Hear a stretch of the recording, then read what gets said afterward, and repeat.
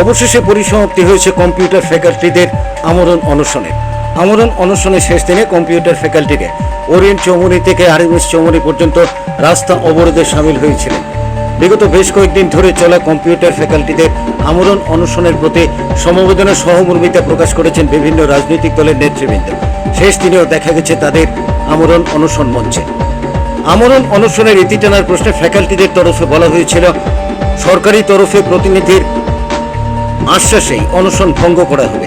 শনিবার প্রশাসনের তরফে অনশন মঞ্চে উচ্চশিক্ষা দপ্তরের অধিকর্তা বনমালী সিনহা, এসডিএম মানিকলাল দাস উপস্থিত হয়ে আলোচনা করেছেন।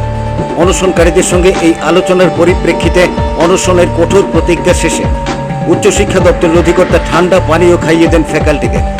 পরিস্থিতিও ধীরে ধীরে ঠান্ডা হতে শুরু করে দেয় আর অবশেষে শেষ হয় আমরণ অনশন। কম্পিউটার ফ্যাকাল্টিদের এই আমরণ অনশন শেষ হয় প্রশাসন নিশ্চিতভাবেই স্বস্তির নিঃশ্বাস ফেলছে।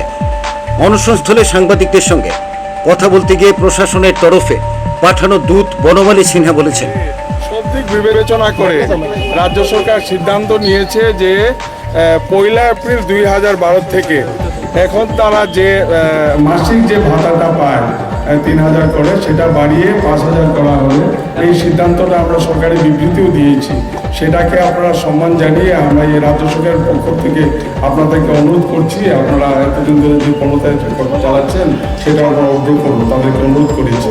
এবং দপ্তর থেকে, রাজ্য সরকার থেকে যদি কোনো ব্যাপারে আরও কোনো কিছু জানার থাকে, আমি তাদেরকে অনুরোধ করেছি আগামী সোমবার, কালকে তো বন্ধ, তারা সোমবার আসুক অফিসে 5টার সময়। আবার আমাদের ডাইরেক্টর থাকবে, এসসিআইটি ডাইরেক্টর, সবার সাথে আমি আবার তাদের সাথে কথা